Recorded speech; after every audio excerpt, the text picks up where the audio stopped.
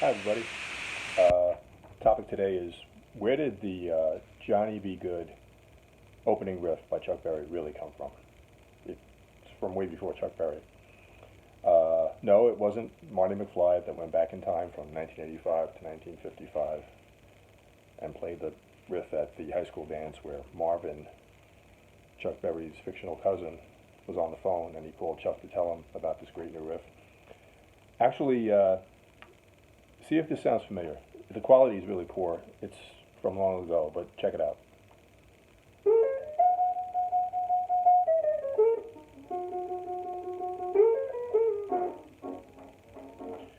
That's Louis Jordan and his Timpani 5 from 1946. So it's a song called "Ain't That Just Like a Woman." It reached #1 on the R&B jukebox chart for 2 weeks in '46, and it reached #17 on the pop charts.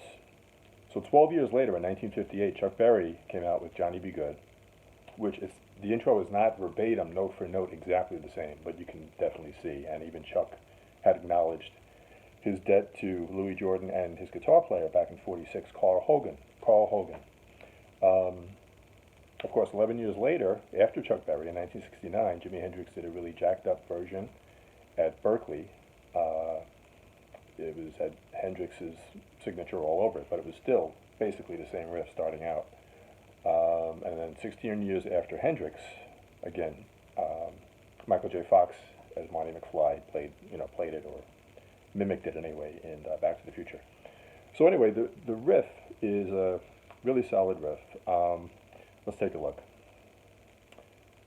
3rd string, 6th fret. 2nd string going from the 5th fret to the 7th. Now we're going to bar the first 2 strings at the 5th fret. 2nd string. Hammer on 3rd string, 5th fret to 6th. Go to the 4th string, 7th fret to 5th. Now we're going to do a 4th, or a double stop here. 5th and 4th strings, 7th fret. Back to 3rd string, 6th fret. 2nd string, 5th to 7th. Back. A little slide from 3rd string 6 down to 3rd string 4. 3rd string 2nd fret. 4th string 4th fret. Okay, so again, it's kind of an A major shape to start out.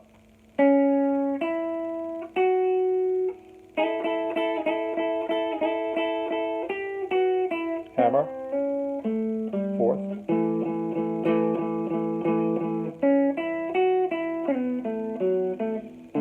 Back into the typical rock and roll.